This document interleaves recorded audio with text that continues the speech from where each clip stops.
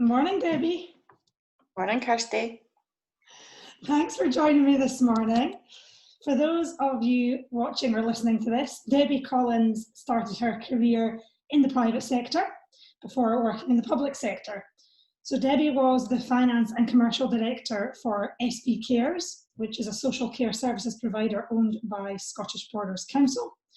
And Debbie is now Director of Finance for a sizable housing association, which doesn't just provide homes, it's also a large provider of care and support. So thank you so much for joining me this morning. You're welcome. So tell us, how is this current crisis affecting you? Well, from our business point of view at Blackwood Homes and Care, everybody's now working remotely, which was reasonably easy to do following a tech refresh that we had done last year. So all of the sort of support services and housing services are now working remotely. But our care services are obviously still out there, still supporting all our vulnerable customers, and sometimes putting themselves a little bit at risk if we have potential COVID-19 customers. So we're sort of balancing between people working remotely and continuing the work that we would normally be doing, and making sure that we're supporting all of our care services. So that's probably the main focus for us at the moment, is supporting those care services in the communities. Mm-hmm. And then what's keeping you awake at the minute? I'm not sure anything's keeping me awake. Making sure that our vulnerable customers and support workers are safe. Obviously across the news there's been all the stuff about shortages of PPE. I'm pleased to say that we put a response group in place for the coronavirus, which has been meeting 3 times a week. So we have proactively sourced PPE to make sure that our care customers and our support workers are interacting safely. So that's probably the biggest risk that we're concerned about. And obviously guidance changed only again 2 weeks ago, and we had to respond quickly to that. But we're pleased that we've been able to do that through different networks and working with the health and social care partnerships to achieve that. Mm-hmm. And what's been your biggest learning since this outbreak? So the learning for me isn't about my personal learning, it's actually about how resilient everybody has been within the organisation, and how impressed, as a part of the executive management team, how much everybody stepped up to the mark, being very resilient, coming up with lots of ideas, solutions that might have done via projects that would have taken 6 to 9 months, we've done in 3 weeks.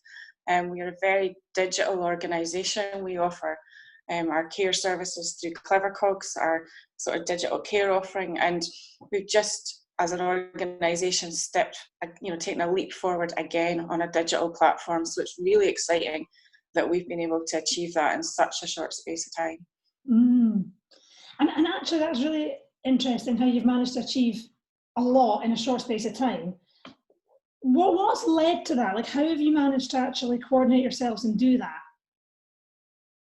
I think just everybody's so focused on understanding what the key issues are, Mm-hmm. So whether it's working remotely and you suddenly can't sign a piece of paper, so you're now digitally doing things, to supporting, our care workers and making sure we've got statements of operating practices and just updating everything. And I think it's just that intense focus. Mm-hmm. We're a very good organisation at focusing on short, sharp pieces of work.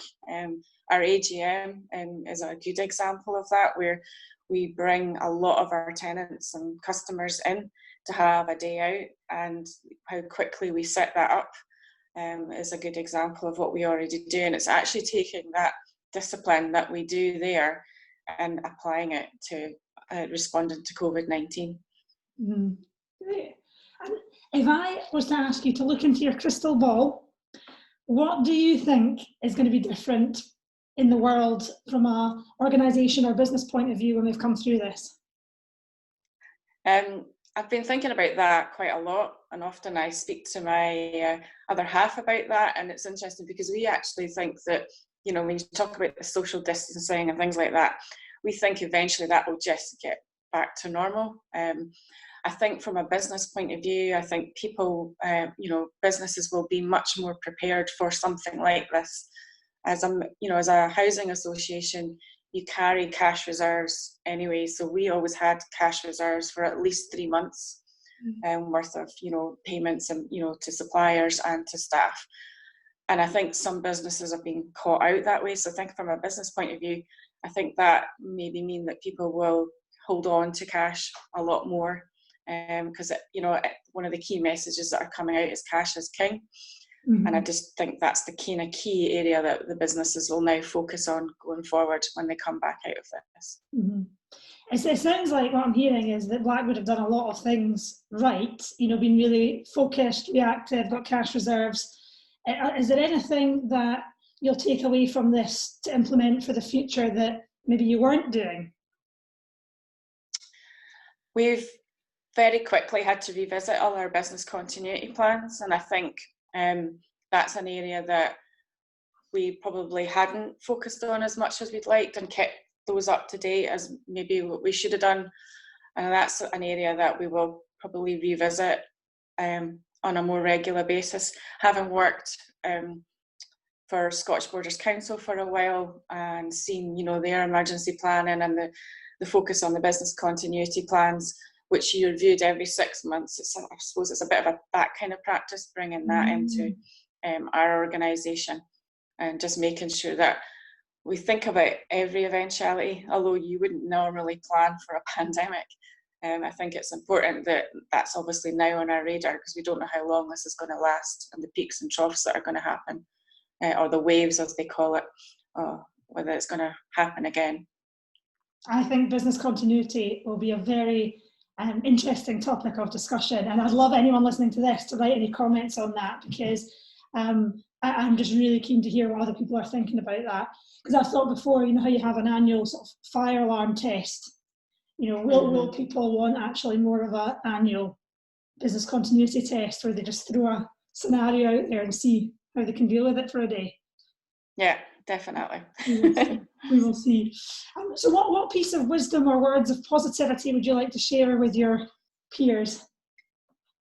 I think the one thing I would say for everybody to focus on is there's always opportunities come out of a crisis, and as awful as this crisis is, take a step back after you've had, done the initial reaction on making sure that your employees are safe and well, and whether you've had to furlough them, actually take a step back and say, what are the opportunities?